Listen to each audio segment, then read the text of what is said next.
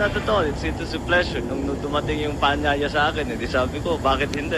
Sa wakas. Oo naman, at magkumparet-kumare tayo. Tama yun, Meron ah. kaming inaanaking anak ko ng isang mayor from Isabela, si Mayor Boji.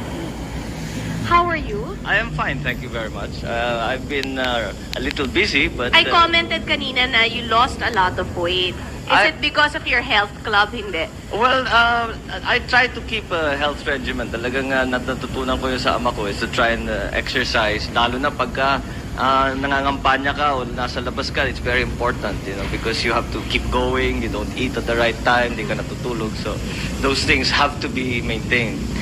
Speaking of your father, what was President Marcos like as a father growing up? Kasi how old were you when he was elected, Vale? Bilang presidente? Yung unang birthday ko sa Palacio was 8. 8 years old. Oh. So, actually, all of your teenage years, All of my teenage years and... including your 20s. Most of my 20s, Oo. yeah, mga 28 na kami nung umalis. So that was a long time. Yeah, in the Was he a Palacio. disciplinarian?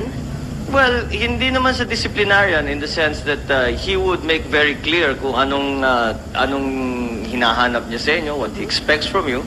And he would make it very clear if you did not live up to the standards that he put, that medyo masama ang loob niya sa'yo.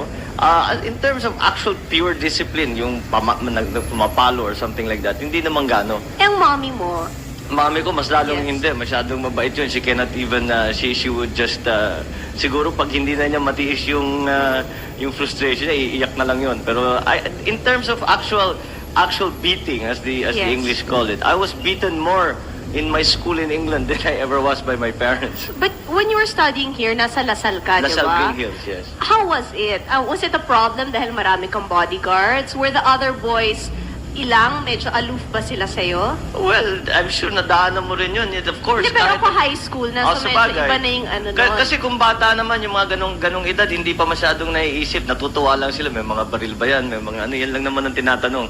But madaling makalimutan yan. Basta't mga bata, nakikita mo, magsasama-sama, maglalaro yan. So it wasn't really a problem. And when it would have been a problem in high school, I had already left. So I was in England. Hindi na masyado yung security nakikita. Nung when you were growing up, did you have children's parties sa Malacanang? Oh, madalas. In fact, yung mga children's parties namin, yung mga party namin mga magkakapatid, doon na ginagawa sa Palacio because we would invite a lot of people. They would have performers.